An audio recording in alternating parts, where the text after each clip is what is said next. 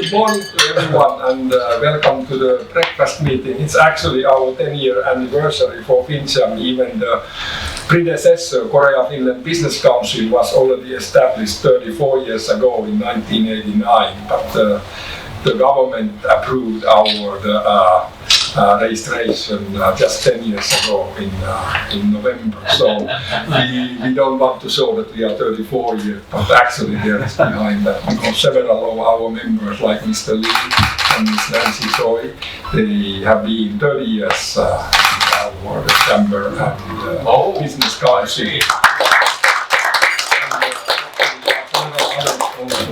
Long time members over here. Today is also, as I said, Finland's Independence Day, 106 years. And on behalf of FINNCHAM, I want to welcome you all. I have specially invited from ECCK. There is the vice chairman. The chairman was in Busan today, so he couldn't join. And then from the Swedish Chamber, the board members. And from Norwegian Chamber, we got very interesting people from the commercial councillor from Embassy and also the Equinor CEO from Busan. So they came for our event from Busan, and then from Valmet from Daejeon. They left early morning to drive here. So welcome all. And of course, we have the very special guest speaker today. He's from the Presidential Office and the Committee of the Regulatory Reform, Mr. Jong Seok. So we are honored actually to have this event, and that's even 10-year anniversary. So we are working breakfast. So Mr. Jong Seok, so he is actually has been a professor, or is a professor in New York State University here in Seoul, and he has been the member of National Assembly here in Korea, and he's the former president of Economic Research Institute here. So he should know our related matters very well and the history over here. Also, he's professor of Hongik University, and he's got his PhD in economy from Princeton University. But actually, in addition to that, he has been lecturing in Finland in 2 universities. So he's a Stones friend of Finland. Yes, I am. So I would welcome.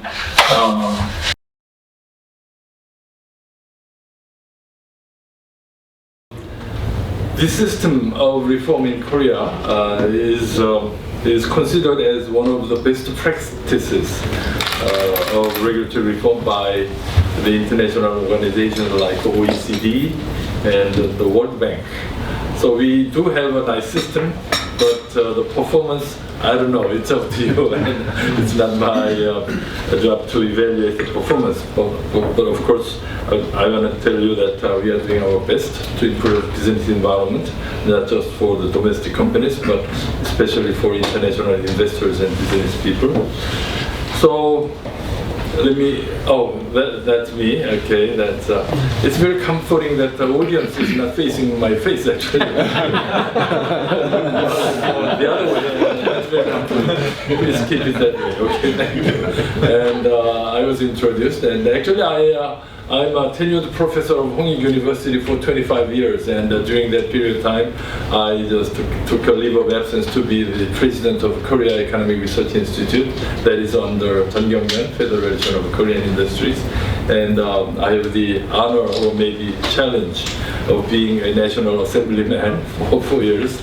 Now I'm leading professor of State University of New York in Korea, which is located in Songdo area. Probably many of you should know. One thing I would like to mention, because there are some Finnish friends here, as Heikki mentioned, that Hongik University and Haga Polytech had kind of an exchange agreement. And I was sent to the Haga Institute and Malmi Business School 3 times actually. I was not a full-time professor there, but during the Chuseok break I went there, and the lectured about Korean economy and business practices of South Korea and all that. And I don't know any word of them, actually. I only recognize my name, KIM, over there. But that's a newspaper clipping from a local newspaper introducing that some strange Korean professor is talking about Korean business practices at It says that you have conquered the Finnish students. Finnish students. That's what it says. That can't be the news. Okay, so that was many years ago, 1997, and I went there 1999 and 2000, and then I stopped going there anymore. But anyway, that's my fond memory of Finland, and I had many Finnish friends. I mean, most of them retired by now, but I love to go back there when occasion allows me. Okay, so let me begin the talk. So the regulatory reform has been one of the major policy objectives of Korean government since 1980s. The drive for regulatory reform was pretty much initiated out of political demand and need by business sector to reduce regulatory burden and red tapes. There were two conflicting concepts of regulatory reform from the beginning. I think this is not unique to Korea, but the regulatory reform in Korea had two seemingly conflicting meanings. One is the soft reform as demanded by businesses, which calls for reduced bureaucracy and the red tape. This will make the business environment of incumbent businesses better and freer. The other regulatory reform is the hard reform, which promotes competition and strengthening market principles. And needless to say, incumbent businesses do not like that. And as a result, these differing concepts of regulatory reform in Korea, from the beginning, there was a national consensus about regulatory reform. But when it comes to detail, we didn't have much agreement. Actually, there are more of a controversy and disagreement about regulatory reform, which I'm going to talk about in detail later. There were some limiting factors in Korean regulatory reform in 1980s and 90s. The regulatory reform up to 1997 had some limitations. The reform method up to 1997 can be described as bottom-up approach. That means, under this bottom-up approach, the private business sector proposed changes in regulations and demand relaxation of rules and standards. And the problem is that the regulating officials, the regulators, determine whether to accept the proposal or not. That's why I call this bottom-up approach. So that means business sector and civilian businesses had to persuade and convince that the current regulations had to be changed. And of course, regulators do not like that approach. And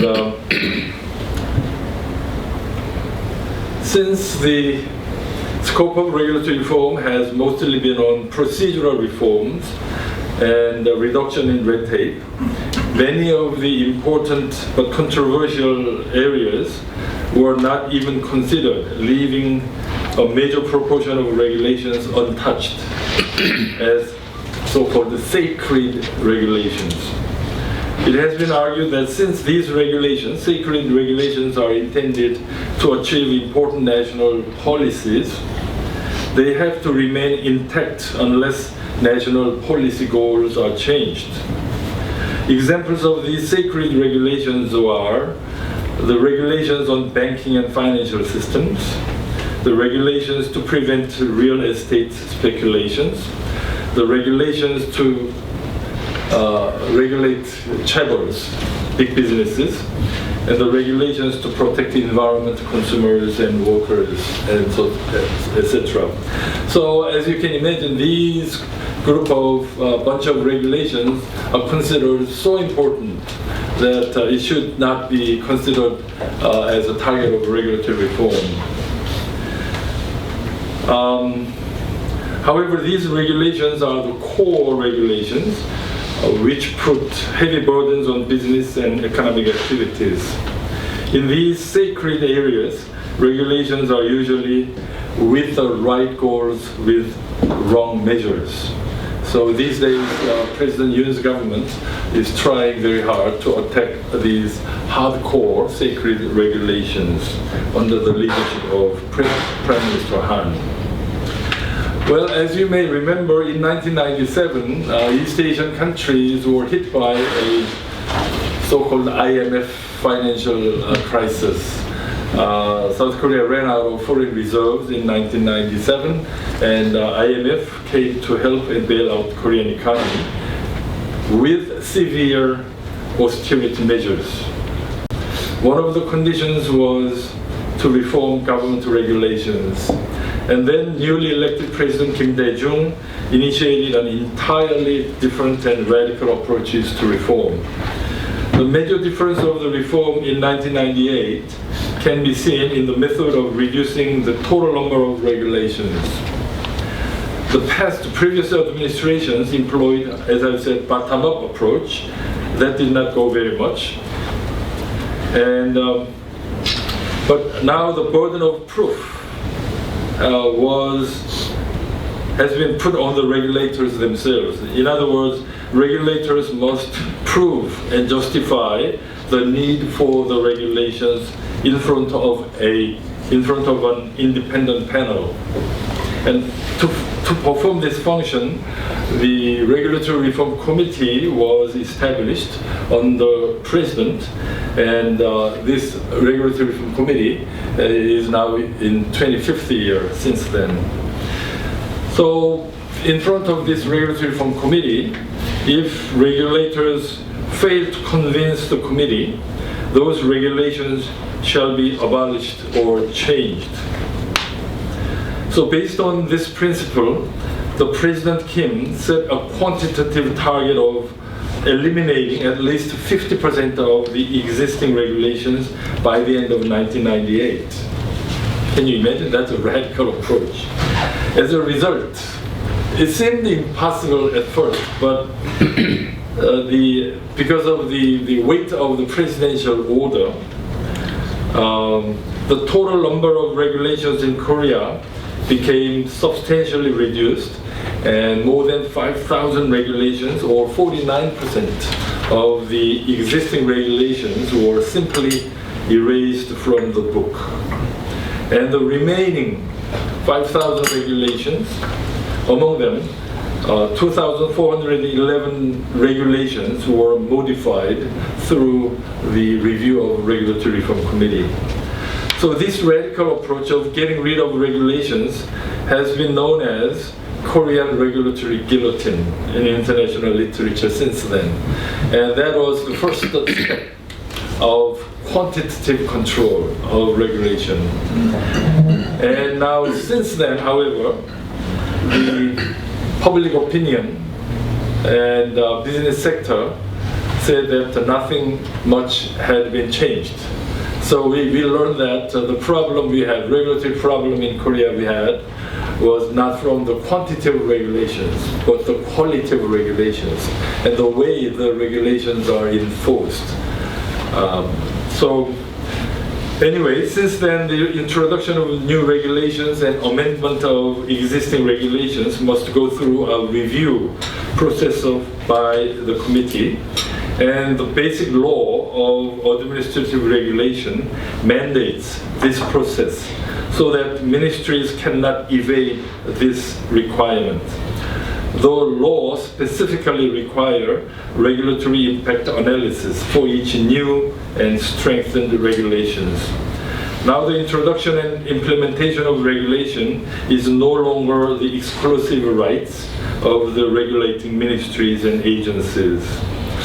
And Regulatory Reform Committee consists of 25 members, and 8 members are government ministers, including the Minister of Strategy and Planning, the Economy, Finance, and Ministry of Industry and Ministry of Environment and so forth, 8 cabinet members, and 15 members are appointed by the President. They are like lawyers, professors, and journalists, and those renowned members actually. And led by 2 co-chairpersons. So Prime Minister represents the government ministers, and the civilian chairperson represents 15 civilian members, and the committee is run by as a co-chairperson system. Let me say that the Regulatory Reform Committee oversees 51 regulatory agencies in the central government.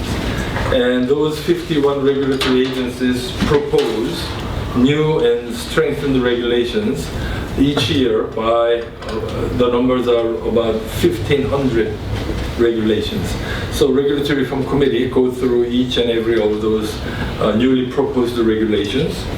And among them, about 100 regulations are considered to be very important.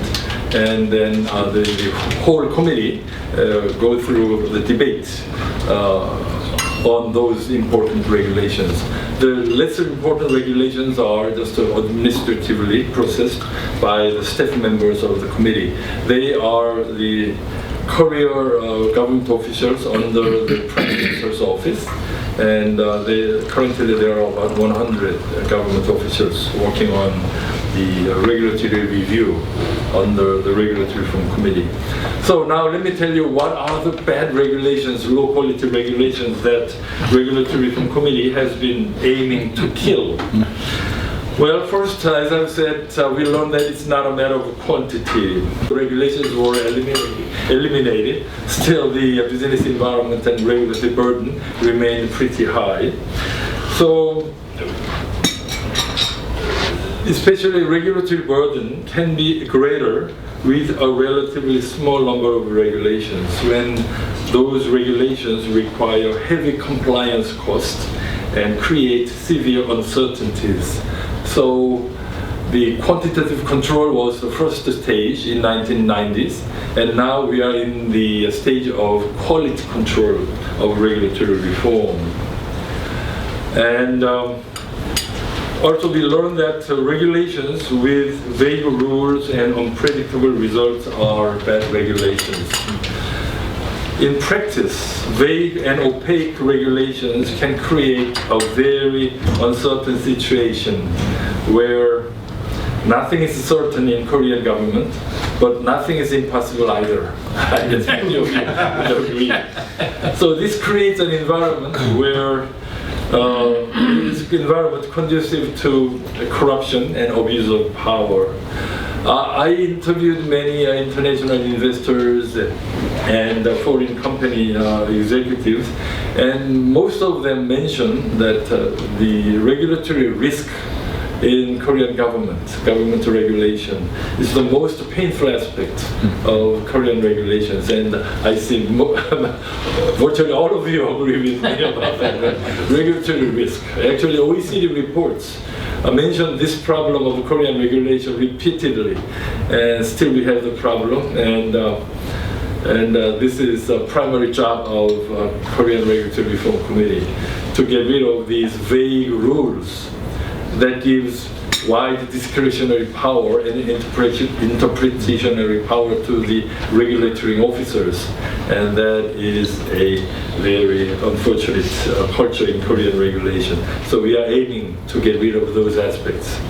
And third, regulations with low compliance are bad regulations.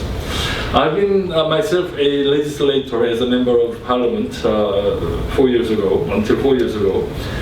And during the legislative process, not just in National Assembly, but in the government buildings, sometimes rule makers and regulation makers become so idealistic, especially in the area of environment and consumer protection.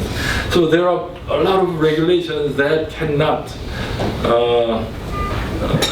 be enforced realistically in the real business area. And typically these regulations, ideally, extremely ideal regulations,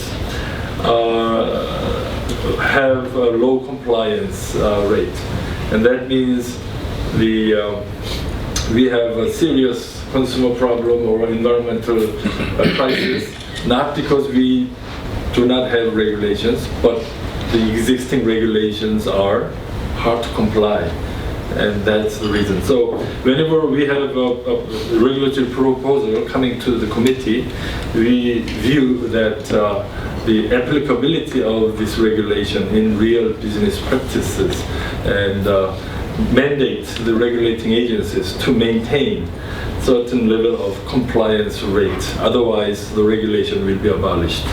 That's our position. And fourth, the regulations that cause excessive social costs are bad regulations. Of course, that's of course. And fifth, regulations unfair to honest people are bad regulations. Maybe some of you maybe wonder what that means. Well, the basic root of regulations is the suspicion regulators have on the private sector's ability to maintain order and honesty. But I think absolute majority of business people are honest people. They have little incentive to violate the rules or circumvent the rules. But still, regulating officials are concerned about those small number of potential violators. And all those honest people are kind of penalized. So this is very unfair to the honest people. Yeah, you know, the Nordic people are generally in transparency also the first and very honest. Oh, yeah. I know the Nordic countries and Finland have a high social capital, right? Social trust. So that's a precondition for regulatory reform. That is true. Still, we have a very unfortunate culture, especially in enforcing the regulations. The primary tool is licensing and permit system. And in many areas, the culture of, quote, prohibition in principle, permission in exception became a common practice in regulatory enforcement. And this unfortunate culture stifles innovation and creativity.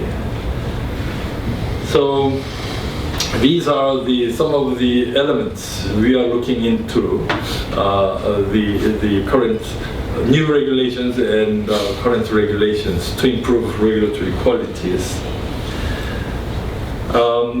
Now, this year, now we are in the December 2023, but during this year, we set 4 areas as a top priority of reform. And these are pretty much common sense, but first, reform regulations in new high-tech industries like renewable energies and batteries and the artificial intelligence and bio pharmacies and so forth. And second, South Korea committed itself to the 2030 NDC goal. So the Regulatory Reform Committee was trying to reform regulations about the carbon neutrality policy. And also the local governments demanded more autonomy for many years, and during this year we relaxed a lot of regulations on the local governments, and now the local governments have wider and more discretion in enforcing their regulations. And fourth, of course, the primary goal all the time is to promote investment and to create jobs through regulatory reform. And I don't know how successful we've been this year with these 4 priority areas. We are collecting reports from each ministry regarding their achievement in regulatory reform by the end of this month. So will be released to public how we have done this year regarding these top priority areas. And Currently, we are working on the next year's top priority areas of regulatory reform, and will be announced sometime in February or March. Okay, and let me conclude that first, because you are international business people and international investors, to facilitate international investment and trade, we have to align and harmonize the investment and trading rules between countries. And the regulatory reform will be the first step in that direction. However, there are still many hurdles and obstacles to overcome. The most notable obstacles these days could be the spread of protectionism and nationalism in international trade and investment. The history teaches us that protectionism never protected jobs nor national interests in the long run. In general, the degree of regulation seems to be proportional to the degree of mistrust and suspicion regulators have on the people they regulate, as I've said. So regulations become excessive and restrictive when regulators are suspicious about civilian sector's ability to maintain order and self-regulate. I'm afraid that South Korean society is not known for its social trust, especially compared with the northern European countries like Finland, Sweden, and Norway, and Denmark. Once the Korean society accumulates enough social capital, then we may have freer economy with less regulations. And secondly, the need for better and smarter regulations has become even more important as technologies and markets evolve leaps and bounds. Only a few years ago, we were amazed by the blockchain technology and its potential for financial industries. Now these technologies look outdated already. Now we are faced with yet another amazing technologies such as chatbot and artificial intelligence. These new technologies call for judicious and careful approaches by policymakers and regulators, as well as international cooperation.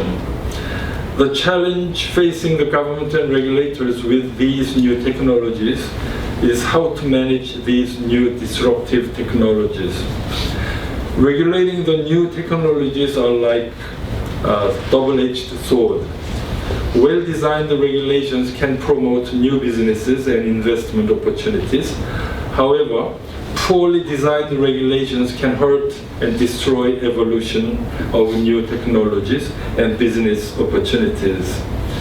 We should not allow the old regulations of analog era to rule the digital revolution.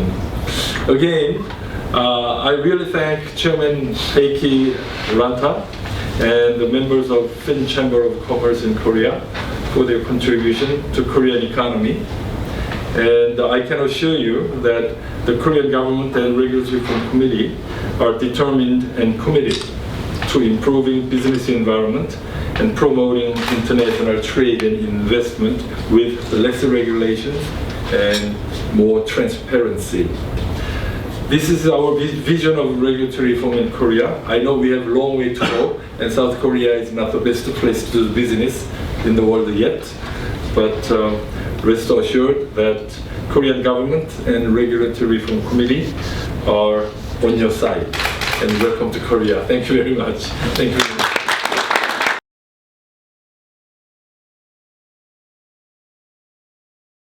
That each of us have. I would like to start to say that the ECCK combined with the European Chambers in Korea is every year producing the white paper to all the different ministries actually in Korea. But I think it should be also distributed to the Regulatory Reform Committee, because that means the combined effort of Europe is put into this white paper. Maybe Mr. Kim can ask related questions a little bit more. Then the other, actually one thing that reminds me is that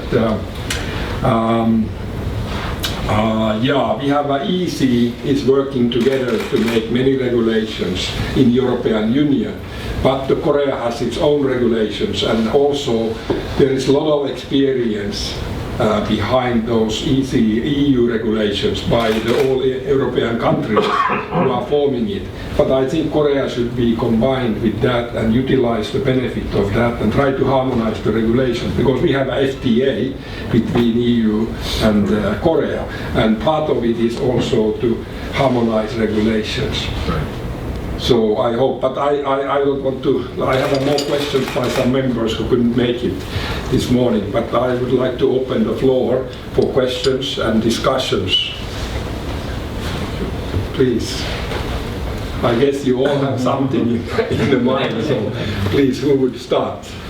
And for us, we are also then part of trying to develop the offshore wind in Korea, which is a fairly new, I would say, industry sector in Korea.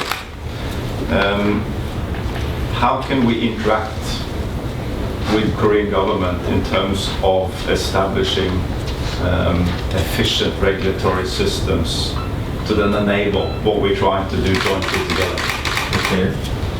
And that office report to the Regulatory Reform Committee through the Ministry of Trade and Industry twice a year. So we get the report how they are doing.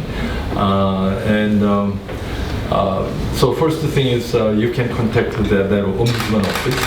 And then if such a proposal of a regulatory problem has something to do with the legal aspects, like then that's our job to review. So anything that is related to the rules and regulations can be sent to the committee directly.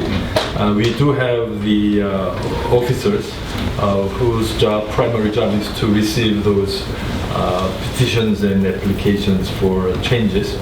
And once it is accepted, then we consult with the relevant government agencies, and if they do not cooperate with us, then such proposals from the business organizations and companies go to the regulatory review panel under the committee, and that panel consists of mostly former government officials and civilian representatives and specialists from research organizations, and they are pretty much the private sector side. So usually they make recommendations to relax or change regulations, and if the ministries do not comply or agree with the proposal of changes, then that proposal comes to the whole committee of Regulatory Reform Committee, and we review them.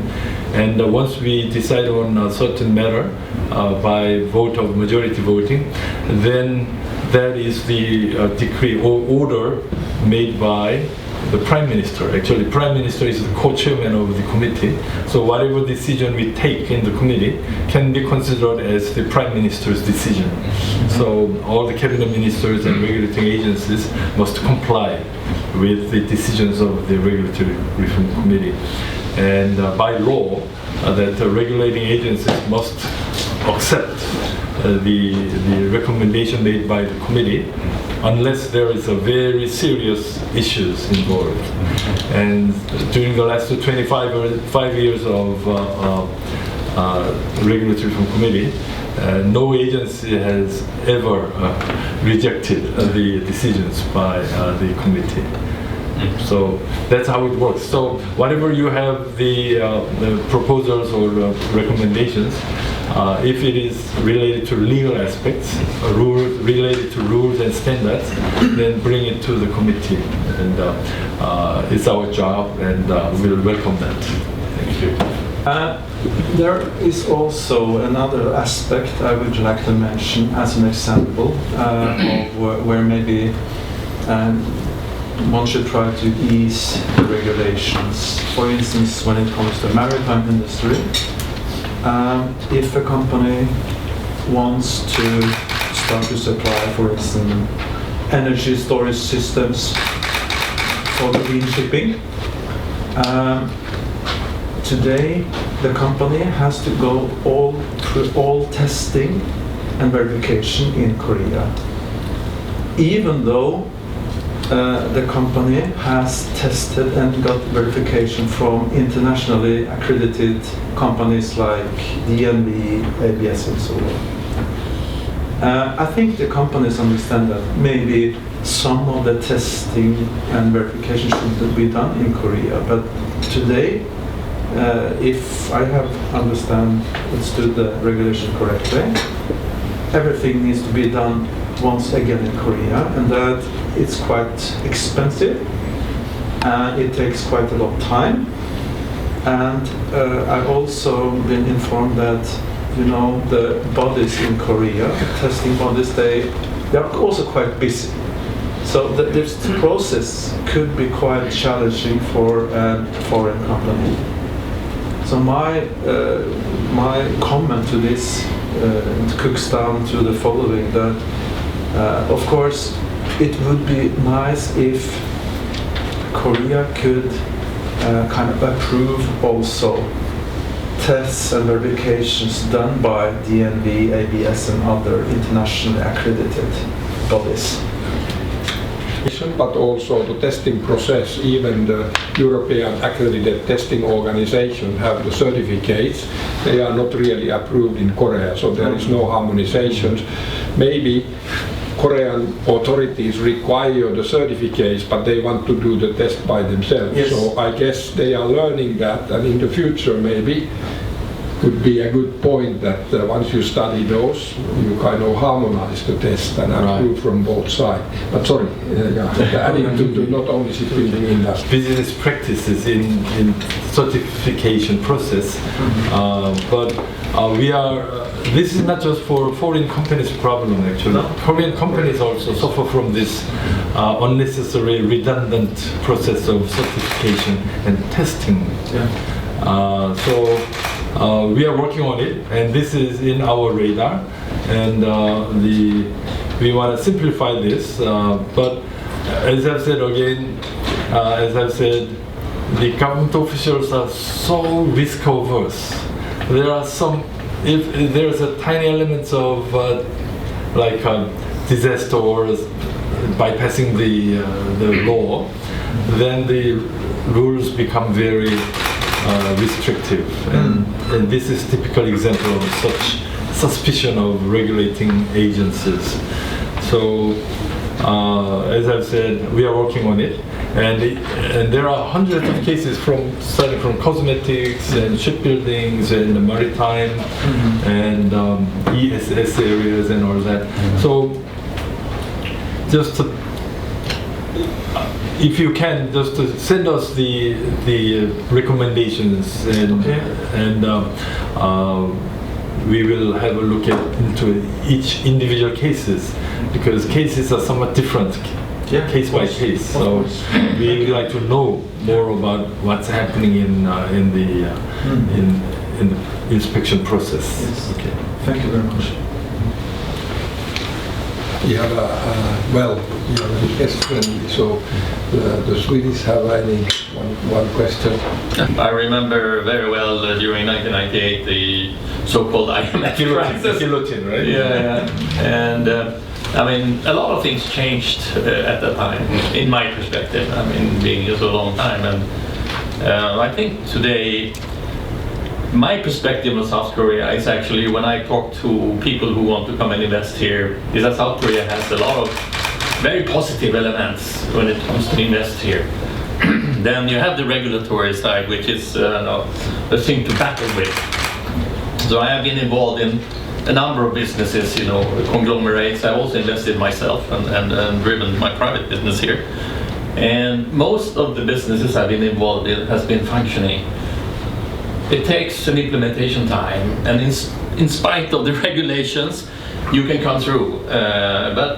So I have a very positive view on investing here. And maybe I'm subjective because I've been here almost 40 years. So, but I think there's a lot of positive elements in Korea. But I do agree with the regulatory thing can be very cumbersome to fight with when you establish a new business in the country. And there's a lot of stuff that needs to be addressed. That I agree. But when you spoke, I think you gave a little bit negative impression of South Korea. I think many of us here agree that South Korea is a very good country to work in. So I'm very happy to be here and happy to work with you for the future. I'm happy to be here. I am here now, but it's not the number of regulations we have. It's actually the way the regulations are enforced. And opaque rules and uncertain consequences.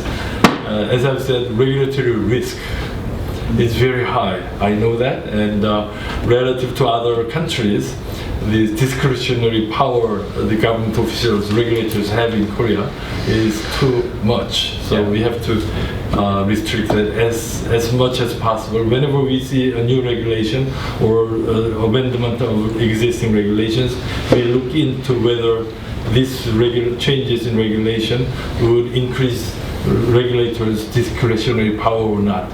Is increasing uncertainties from the civilian point of view. We look into that aspect, and that's most important aspect of regulatory quality. As I've said again, that the way regulations are enforced is the last frontier we have to attack. We've been, as I've said, over the last 30 years, we reduced the total number of regulations. Now we are working on the controlling quality of regulations. Now we are moving into the way the regulations are enforced. And for that, we have to deal with the inherent inclination of government officials of risk averse. And they have fundamental suspicion on the civilian sectors they regulate. So we have to overcome that. So that's the problem we are facing. Global body, which is like 100,000 euro for the one UE, but that requires only 1,000 units in the industry. And then there is a bunch of the industrial devices, but every time we require some kind of a type of approval fees is quite much, which make us some kind of our prices increase. So to promote this kind of in the private area of this new technology investment, I'd like to get just some kind of a relaxation of this kind of approval process. That's smart manufacturing related, for example, exactly. Which not necessarily apply to big public. Right. So it's you are now, if you compare the 5G, you talk about mobile phones and the networks, right. But actually the current thing is industries, and not necessarily big industries, and not huge volumes. And in that kind of case, the problem exists. Exactly. Okay. The good example was blockchain and fintech and the coin stuff. And these days they are struggling with artificial intelligence, and still they are learning. And we have something like a regulatory vacuum. We need some guidelines and safeguard so that the industry can develop safely and better. But still we don't have any guidelines and regulations in like blockchains or artificial intelligence and chatbots. So that's, as I mentioned during the presentation, that's one of the challenges we have. The market and technologies are progressing so fast, and the bureaucrats are so slow in adapting, and they are still in the world of analog, as I've said. And that's one of the struggles we have with the government regulating its officers. So basically we are meant to regulate the regulators. So it's always a struggle within the government between the Regulatory Reform Committee and the regulating agencies. But as you mentioned, that the redundant certification process and adaptation of new technologies into the Korean industries. So maybe we may have to educate the regulators about the new technologies and evolution of the global market or something like that. And we'll do our best. Okay. Well noted. Thank you. Equipment. So majority of the paper you use is actually from the Barnet machines. And Barnet was established in Korean office 1995. And we have 3 operations: machinery, automation, and also valve. We have a very good factory in Chungju. And I was discussing with our potential partner about our future business, what could be discussed here. And then now we are trying to launch biomass boiler, which is helping carbon neutrality, as Mr. Kim presented here. But those power plant, we need to discuss when there is an investment discussion.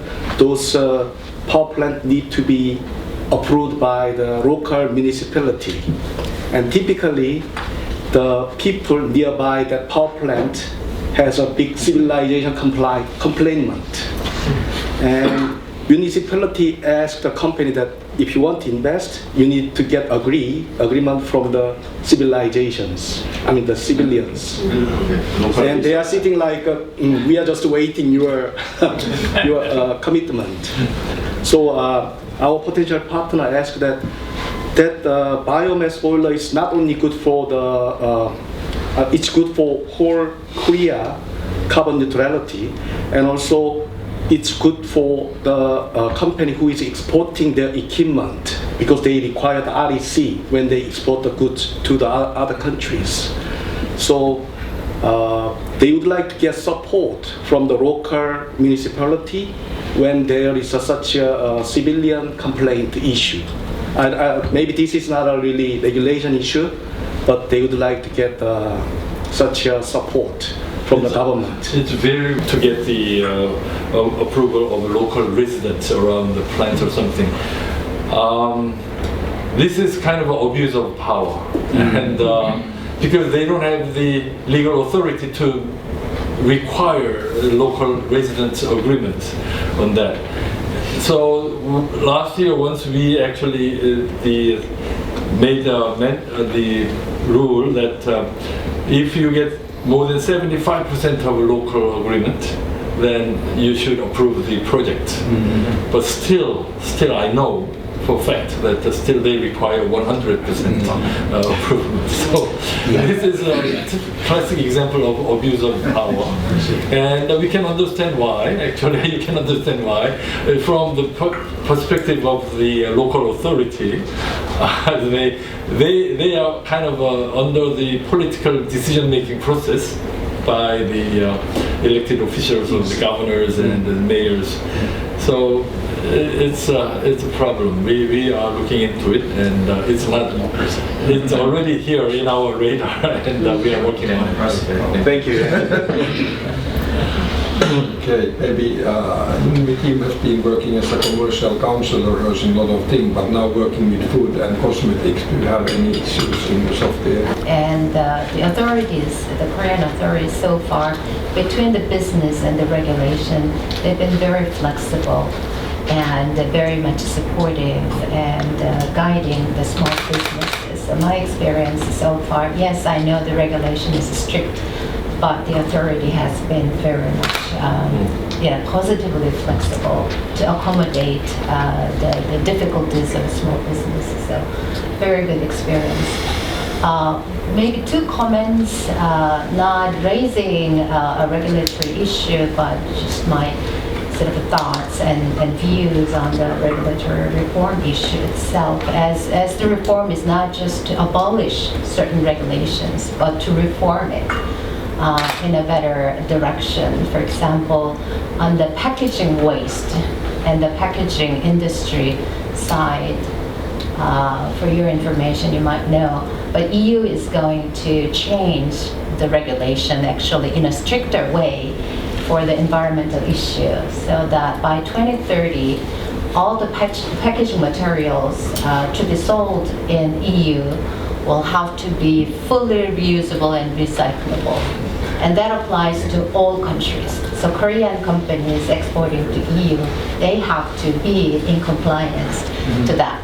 So our regulation here in Korea is not to abolish those environmental issues, but to harmonize and guide our industry so that they can be also competitive when they export to EU. So there are those issues. So it's not just abolishing things, but to guide the industry into the right direction to be globally competitive. So that's one thing. And then another thing is on the financial side. I understand that Korea actually failed to be reclassified as a developed market by MSCI this year. And if I recall correctly, one of the main reasons of that failure was on the financial side. That our financial industry is not, let's say, accommodating the international investment into Korea better. So if you can address those, then we will be able to reclassify it as developed market. That means actually to attract $40 billion of investment into Korea. So that will really boost the economy of Korea and make our country more internationally competitive. So I think that's also in your hand. Very interesting. There is a regulatory agency called the KFDA, Korea Food and Drug. These guys are a headache to us. They never learn. And they are extremely risk-averse.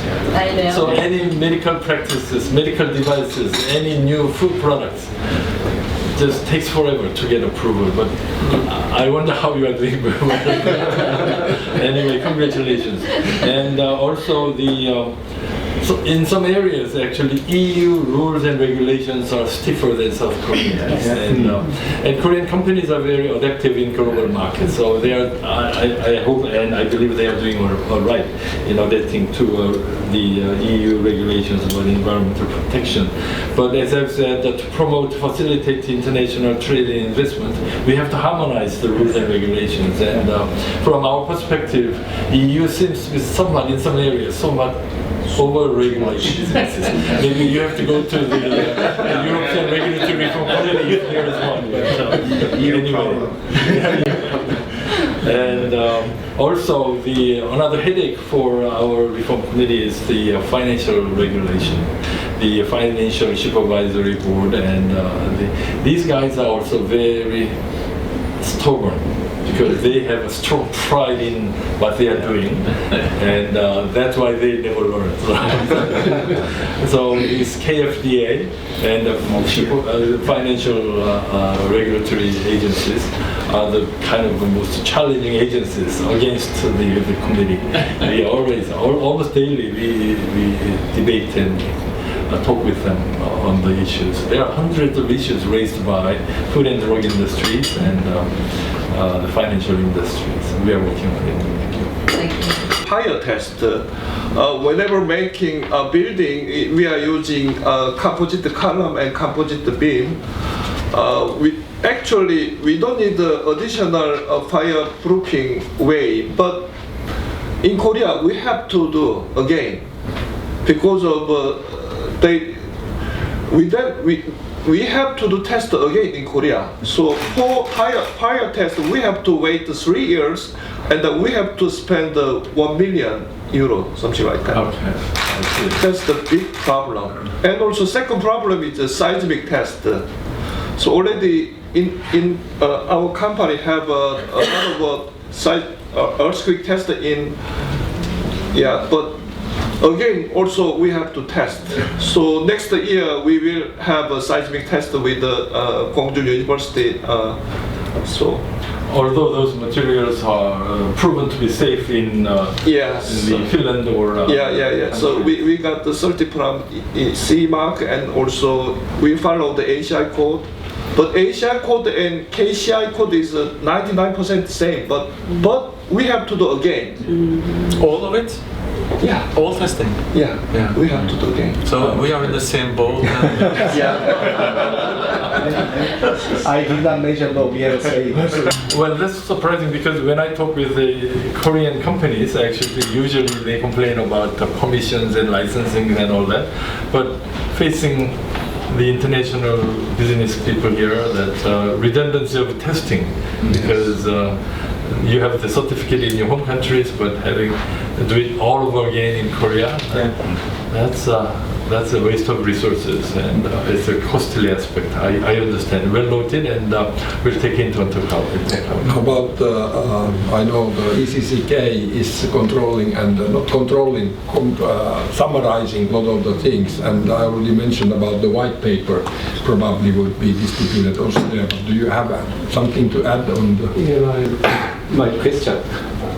This is not my problem, our problem, but this is just kind of suggestion. When I listening your problem, maybe there are some issues urgently we should resolve this one. So if regulatory committee has a task force to the fast track resolving system, such as the certification and also the test result, etc. Maybe test force maybe deal with those kind of urgent the certificate methods, then it will be good help for the foreign investment companies. Okay. So I see. So it just they can verify those tests and then give a result, right? Then the Korean government should approve those kind of prohibition in principle, then permission in exception. But you're talking about a fast track, right? Emergency, urgency right. Causes. We don't have that clause yet, I guess. But we do have something called the sandbox. Have you heard the sandbox? Yes. But it takes 3 years. So right. but I see it. Okay. If you have any cases regarding this emergency petition of right. clearance, then give us the examples. Then maybe some Korean companies will be facing the similar challenges. That will be very good information for us. Especially the wind power, industry, and also the renewable, the energy sector. They all need the kind of urgent approval from the. I see. In renewable energy areas, there is emergency petitions. Right. Okay. Right. I'll be very curious what they are. So let me know, and I'll be anxious to having your white paper because we are very interested in the views of international investors in Korean business environment, and that's our primary job. And my job performance, the evaluation is based on how you are looking at us. So. Actually, since 12, 13, 14, we are working with your team, regulatory. Oh, really? Yeah, Prime Minister's office dispatched some government officials to KCCI. Okay, KCCI, the Chamber of Commerce. Yeah, office. So we are kept working with them. Right. Basically, the secretariat of this committee, regulatory committee, is under the Prime Minister's office. So, as you said, so we deeply appreciate. We have about 100 staff members working on the regulations. Also, frankly speaking, he was an icon for regulatory reform issues. Am I an icon? Yeah.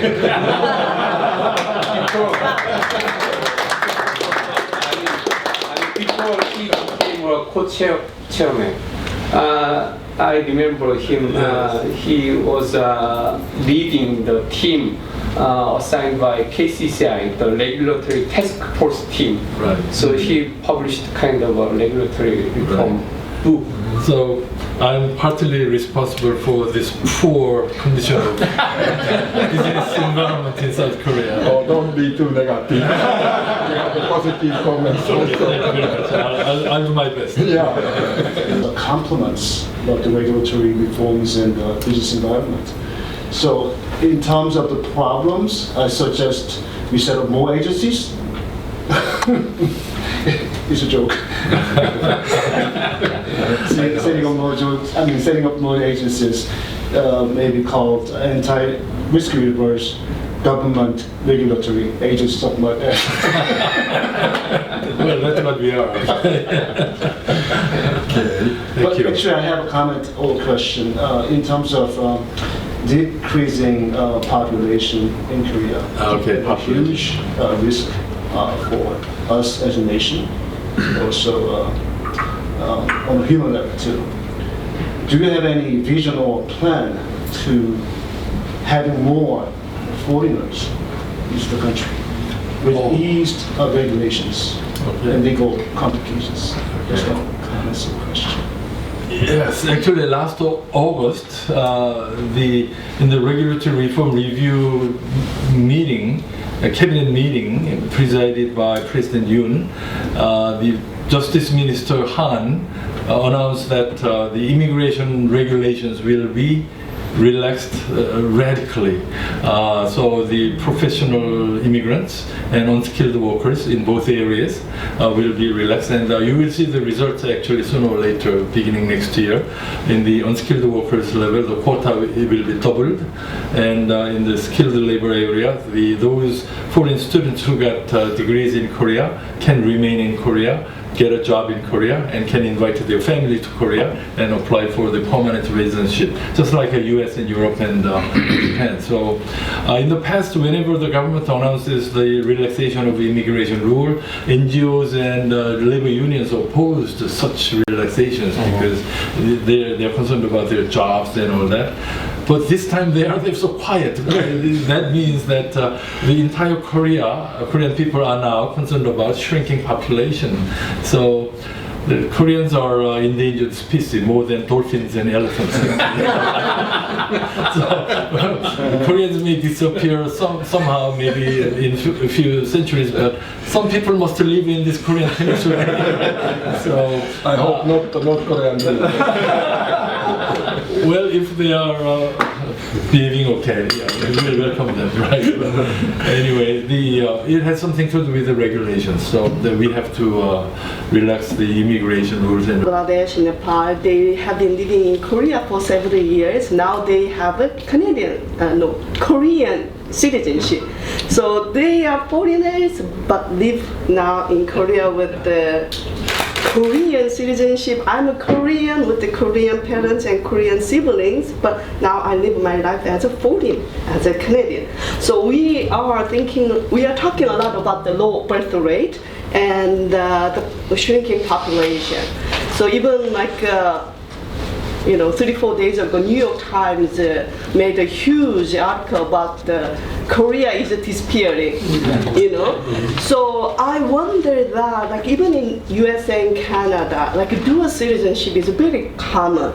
So, it's very important that South Korea becoming toward multiculturalism, accept a lot of immigrants from many different countries, but also like, those Koreans living abroad to have them the chances of getting dual citizenship will be definitely an asset. Once you are abroad, even though you get a Canadian citizenship or American citizenship, whatever, but in your heart, you are Korean. You always want to do something for your home country. So I hope that someday Korea can allow the dual citizenship. I think it's possible, although limited. I know many people who have dual citizenship, but there are a few conditions actually. You have to be old enough, and you should not dodge military draft. And with a few conditions, some people have dual citizenship, like the most notable was political sensitive issue. It may be the big agenda rather than the specific cases, but we do believe in the current presidential office and the ruling party working hard on it. But it is a matter of the National Assembly political issue, even though how it's going on the serious accident punishment act is quite sensitive, not only for foreign experts, CEO level, but also Korean executive level. It's quite concerning and nervous, but also 52 hours maximum working hour. It is quite big nonsense for the current free market oriented democratic countries. So how it works, how it's going on, the improvement. Yes. I mentioned that some laws are based on extremely idealistic propositions, and the good example would be the serious accident punishment law, and also the chemical material registration regulations.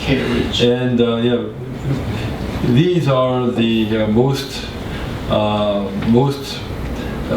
frequently mentioned the issue with the regulation regarding not just international companies but Korean companies. And President Yoon is well aware of the problem with these two laws, and actually he ordered the cabinet to change these two laws, like a serious accident punishment law and chemical material registration law. But these laws should be changed, and we need the help from the opposition party. So realistically, we have to wait until after the general election next April, and the fate of these laws will be determined at the time. It's quite totalitarian law. Totalitarian, and this is extremely unrealistic. And actually, the serious accidents, the number of serious accidents increased after this law. This is one of the stupidest law, as far as I can see. And even the European companies who are doing, European chemical companies who are doing business in Korea could not meet South Korean chemical material registration law. So one of the things we have to look into is the global standard. That's right. So these two laws are way beyond the global standard, and stupid law and unrealistic, and compliance rate is really low.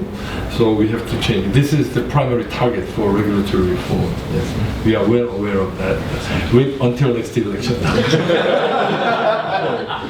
Actually, I had the same question, but actually the additional question is Korea is a democratic country, and during Korean War, Korea received assistance from so many countries, including ammunition, but including people, to defend the democracy of South Korea.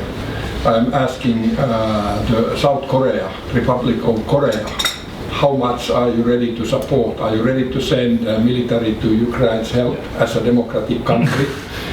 Is there a law preventing it? One is to send the people. You had assistance of so many countries when you had Korean War against those people who tried to invade South Korea. The second question is it allowed by Korean companies to export ammunition and defense material to Ukraine at the moment? Can that be changed, or is that some policy that is against the policy, like Korea received ammunition and people to support the democracy? But is Korea ready to do the same for a democratic country who is obsessed by the very aggressive country? Yes, actually, yes. There are a lot of Korean ammunitions are being exported to European countries, but indirectly going to Ukraine. I know that, but let me just add one thing. And then I was responsible for all the. When I was in foreign service, I was responsible for addressing the complaints by the foreign investors here in Korea. So I fully understand the difficulties faced by the European businesses here. But from my own experience working in Europe, and I served in one member country of EU, all the foreign companies have the same complaints. Exactly the same. So I think, and then the regulation, the reform is very important for the businesses. So I think it might be a good idea, for the regulatory authorities on both sides sit down together and then to harmonize all the regulations. I think but it has not happened yet. But why don't you try this kind of the consultation with the European counterparts, and then deregulation should be reciprocal. And then if Korea does it, then we expect the European counterparts to do the same thing. Oh, that's a good idea. Yes. Maybe FINNCHAM and EuroCham can help us with that proposal. Well, combining in ECCK, I think the white paper is one that is combined by all our member companies and the member chambers. So we include that is a lot of proposals. Actually, annually we provide the handover our white paper to the European Commission every year. I see. Right. Last September we already delivered our white paper to the European Commission. So the certain some issue agenda issues is also discussed on working group meeting between European Commission and Korean government. I see.